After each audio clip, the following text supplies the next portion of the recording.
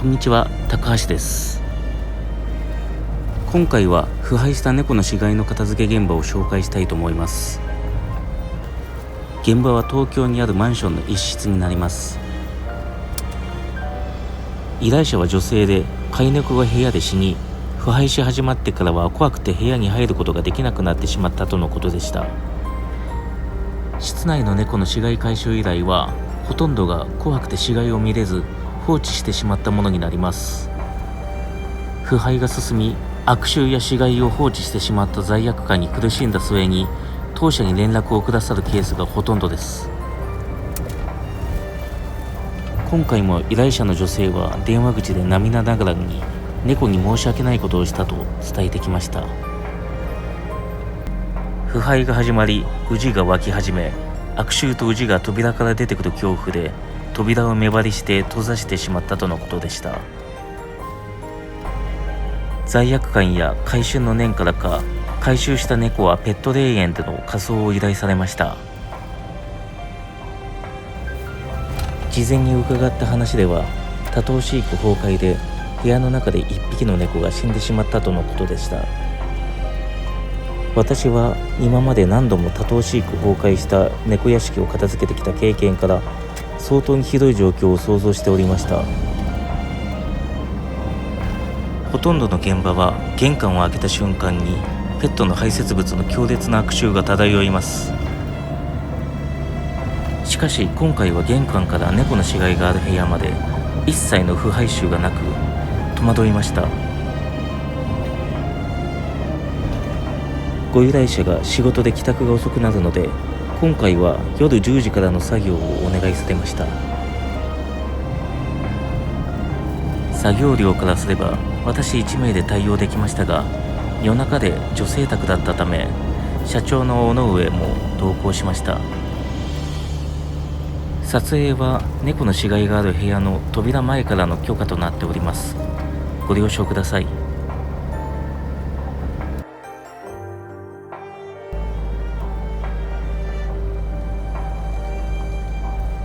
およそ 1km 先、左折です。その先、右折です。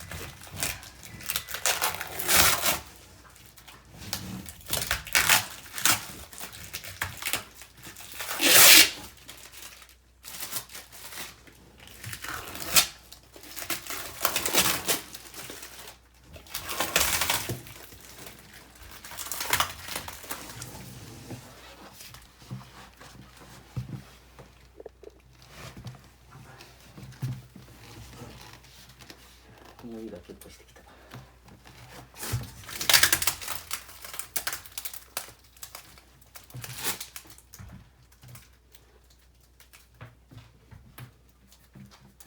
いいよ、来てよ。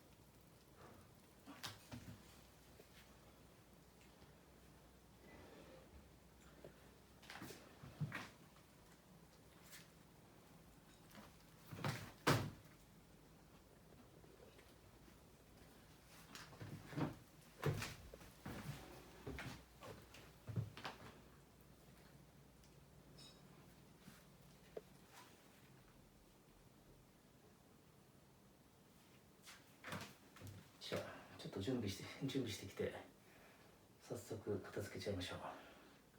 匂いがものすごい充満してますね。